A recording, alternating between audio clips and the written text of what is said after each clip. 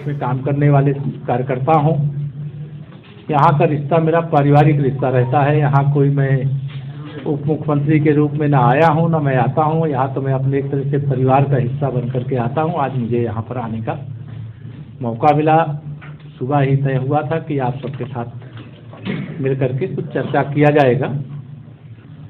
जैसा आप सब अवगत हैं, लगातार जो प्रिंट मीडिया में है वो ऑल एडिशन, जो इलेक्ट्रॉनिक मीडिया में है वह अपने इलेक्ट्रॉनिक प्लेटफार्म के माध्यम से प्रयागराज कुंभ 2025 की जो तैयारियां हैं और जो स्नान पर्व हैं उनसे देश को, दुनिया को अवगत कराने का काम कर रहे हैं। इसके लिए मैं धन्यवाद देना चाहता हूं। प्रयागराज का यह जो कुंभ का 2025 का है, इससे पहले हमारी सरकार केंद्र में रहते हुए, प्रदेश में रहते हुए अर्ध कुंभ का आयोजन हम लोगों ने किया था। लगभग 24 करोड़ लोग अर्ध कुंभ में पूरे मेला अवधि में स्नान किए, जो एक रिकॉर्ड है अर्ध कुंभ का। इस बार का अनुमान जो कुंभ का है उसके बारे में ये बताया जा रहा है कि लगभग 40 करोड़ से अधिक लोग एक महीने के अंतराल में, जिसमें देश के तो होंगे ही, प्रदेश के तो होंगे ही, दुनिया के कई देशों से भी कुंभ में लोग डुबकी लगाने के लिए आना चाहते हैं। मैं अपने को प्रयागराज का निवासी होने के कारण प्रयागराज कुंभ में जो स्नान के लिए आने वाले हैं उन सब का स्वागत आप सबके साथ मिलकर के करना और उनको कोई असुविधा ना होने पावे, सरकार की ओर से जो किया जा सकता है वो तो हर कदम उठाया गया है। अभी भी निर्माण कार्य तेजी से करते हुए जल्दी से जल्दी उसे अंतिम रूप देने का प्रयास किया जा रहा है। लेकिन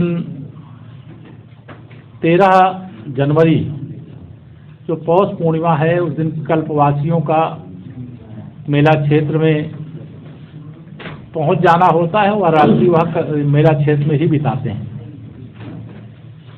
और फिर 14 जनवरी को मकर संक्रांति का स्नान है और फिर आगे स्नान पर्व आप सब अवगत हैं। प्रयागराज का विकास कुंभ मेले के कारण सर्वांगीण रूप से हो रहा है, चाहे केंद्र सरकार की योजनाएं, चाहे प्रदेश सरकार की योजनाएं। आज मुझे ये कहते हुए प्रसन्नता हो रही है कि 2014 में जब मैं लोकसभा का चुनाव लड़ रहा था, उस समय रेल कनेक्टिविटी तो हमारे पास अच्छी थी,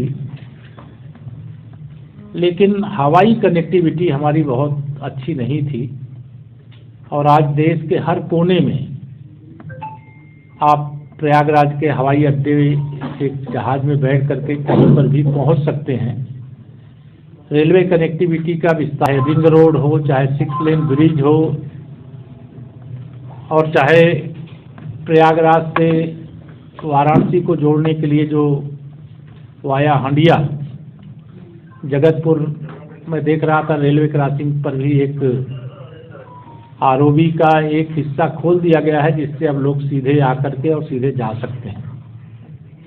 आज ही मुझे पता चला कि ये जो चौफटका वाला हमारा जो एयरपोर्ट से कनेक्ट करने वाला, ये बहुत मुश्किल काम था, लेकिन कम समय में उसको हम लोग पिछले अर्धकुंभ में सोचे थे बनाकर दे पाएंगे। लेकिन अभी एक लेन इसका खोला गया है, जिससे एयरपोर्ट जाने के लिए चाहे झूसी से जाएं, चाहे फाफामऊ से जाएं और चाहे नैनी से जाएं, चारों तरफ से अब एयरपोर्ट पहुंचने में जितना समय लगता था वो उतना समय नहीं लगेगा और लोगों को असुविधा भी नहीं होगी। प्रयागराज के जो घाटों का निर्माण है वह भी आप सब चूंकि देख चुके हो। आज सब मैं आपको जब बताऊंगा तो लगेगा मैं सूर्य भगवान को दीपक दिखा रहा हूँ। आप सभी बातों से अवगत हैं।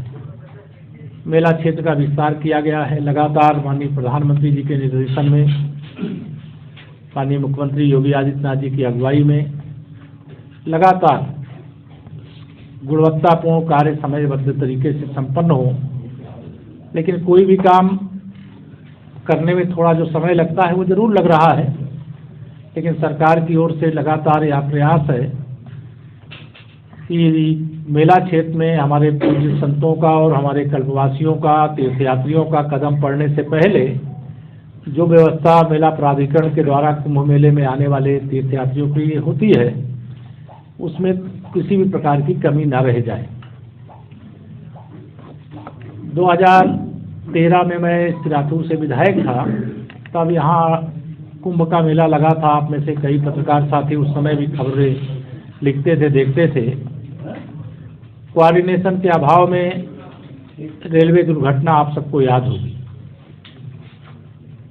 लेकिन हम लोग कोशिश कर रहे हैं कि किसी को कोई खरोंच भी ना आवे और लोग बहुत जिस भक्ति भाव से प्रयागराज आ रहे हैं, उस भक्ति भाव से आकर के संगम में डुबकी भी लगावें और सकुशल अपने घर तक वापस भी जावें।